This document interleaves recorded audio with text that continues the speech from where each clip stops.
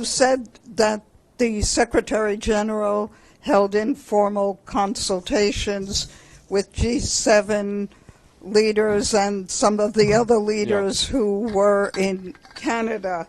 Can you tell us what message he came away with about the ongoing Israel-Iran war? Well, I mean, listen, I think the Secretary General is very realistic. I think he's seeing what is happening. I think he's profoundly alarmed by the ongoing military escalation in the Middle East between Israel and Iran. His appeal is to do whatever we can do to avoid any further internationalization of the conflict. Any additional military interventions could have enormous consequences, obviously not only for those directly involved, but for the whole region and for international peace and security at large.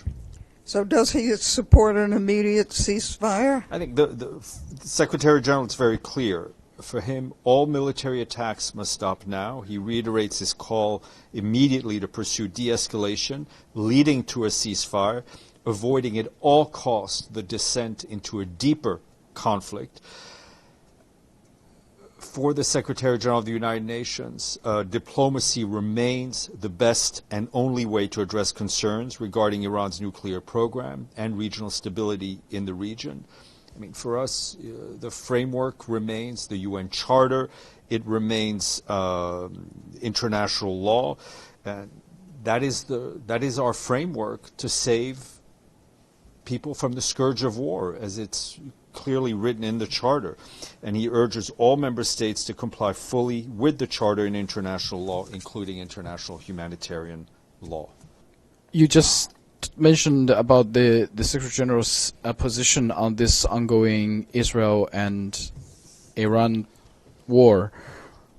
How much does the Secretary General worry about the possible intervention by the U.S. to knock even deeper nuclear facility out in Iran? I mean, I think what I just said to Edie is very clear, that he's very concerned.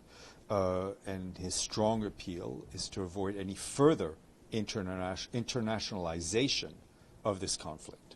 And one more question.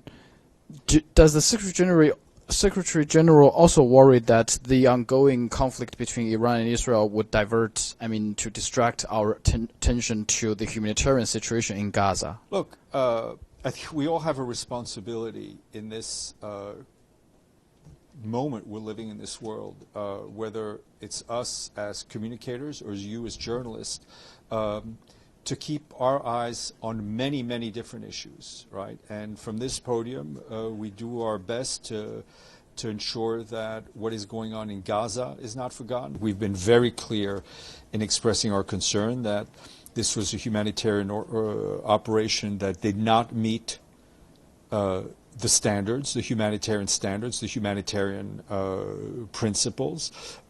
It's led to a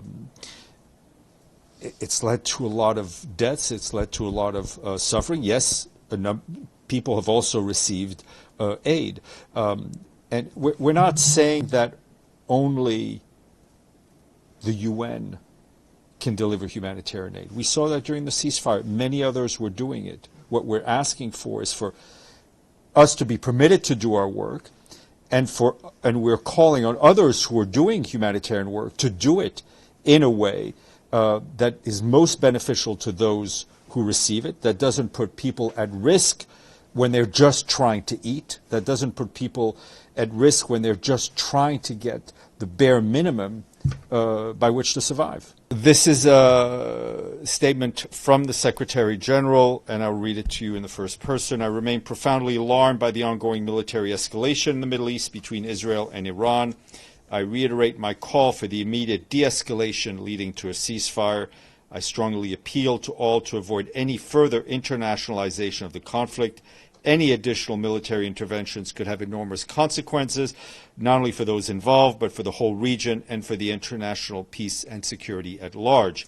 I condemn this tragic and unnecessary loss of lives and injuries to civilians and damage to homes and critical civilian infrastructure. Diplomacy remains the best and only way to address concerns regarding Iran's nuclear programs and regional security issues. The UN Charter remains our shared framework to save people from the scourge of war. I urge all member states to comply fully with the Charter and international law, including international humanitarian law. For more updates, follow us on Facebook, subscribe our YouTube channel, get the latest update on www.daily-sun.com.